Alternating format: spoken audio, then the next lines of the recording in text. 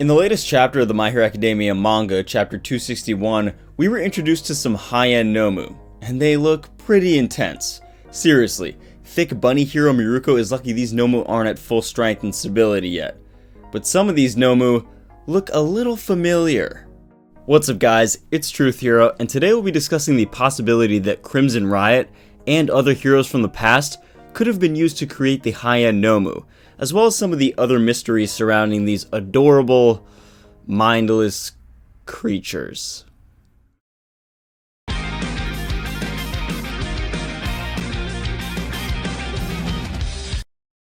Five new high-end Nomu exist. We don't know their quirks yet, but they all have very distinct appearances, especially this one.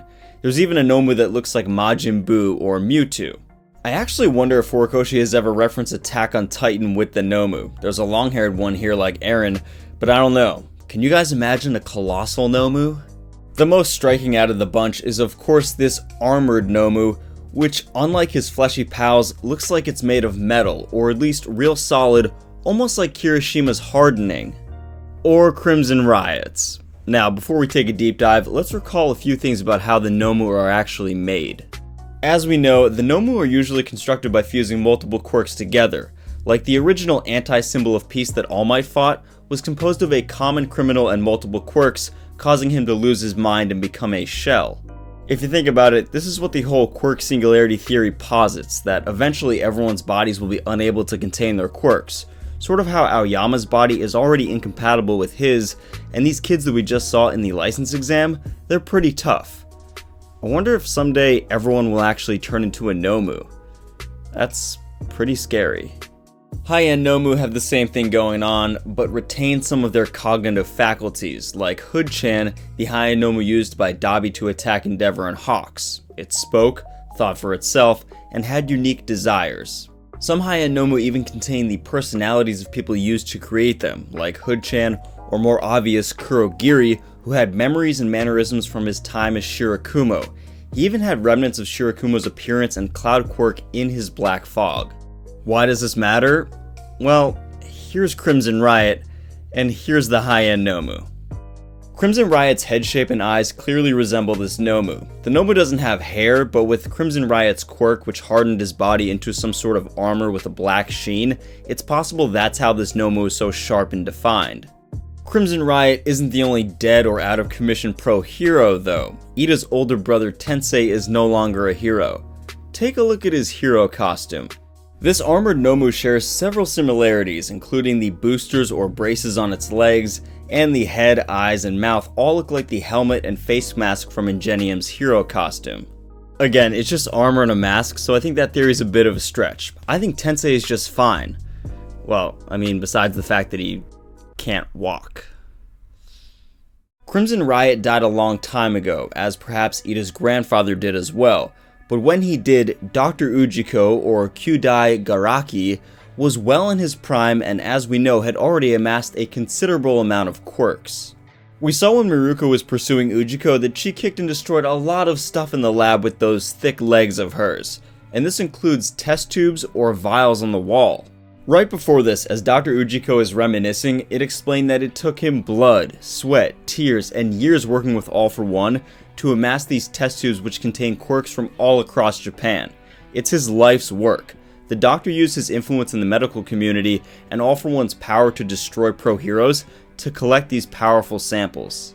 Also, since Ujiko has access to clinics, hospitals, and even morgues, he could gain access to any dead hero's quirk that he or All for One wanted, or maybe just older heroes who are undergoing normal surgeries and procedures. Side note here, because Dr. Ujiko is so highly speculated to be Dr. Tsubasa, the doctor that actually told Deku he didn't have a quirk when he was a kid, it's quite possible and looking pretty plausible right now that one of these vials is or was Deku's original quirk from birth, if you believe in the whole Dr. Ujiko stole Deku's original quirk theory. Even if there are no bodies of heroes in the Nomu, well except for Shirakumo and Kurogiri, if a Nomu was simply infused with Crimson Riot's quirk, then the body might change and adapt to accommodate the quirk, thus manifesting this armored appearance the Nomu has. The other hero in question is of course Best Jeanist. Now whether he's actually dead or it was all an elaborate trick by him and Hawks remains to be seen. But if he is, and Best Genus is indeed a High End Nomu, this will be the turning point in this fight, or at least between the heroes and the Nomu. The heroes will have to make a decision whether or not to engage with someone they know in Nomu form. They might be able to kill Crimson Riot since it's been known for a long time that he's dead, but how would they handle someone like Best Genus who just disappeared? Especially since we know Shirakuma's personality and consciousness was so present in Kurogiri, and Aizawa and Hizashi were so moved by this. He may be dead, but this raises some serious ethical questions about respecting the dead and could even divide the heroes. On the one hand, you'd like to recover Best Genus out of respect, but on the other, if you don't destroy a Nomu possessing Best Genus Fiber Master quirk, every hero could be controlled and held down by one Nomu manipulating the threads of their hero costumes and clothes. Dang, where's Naked Mirko when you need him? It's my guess that the Paranormal Liberation Front probably have high-end Nomu of their own, and since our heroes are focused at the hospital right now, they may even have enough time to gain stability, which would make them insanely powerful when the heroes finally attack the mansion. Twice has the ability to clone high-end Nomu. This was shown in a panel from the manga when Twice and Hawks were planning things on the Paranormal Liberation Front side. So this just makes the completed high-end Nomu that much more dangerous, especially if they are former pro heroes. What do you guys think? Is Crimson Riot and other pro heroes present in these high-end Nomus? And if so, how will the heroes handle this situation? Also, what happens when Twice creates a high-end army of his own? Comment down below. This arc's gonna get wild. As always, thanks for watching. If you guys like My Hero Academia content and these philosophy videos, be sure to enroll at UA today by subscribing. And until next time, plus ultra.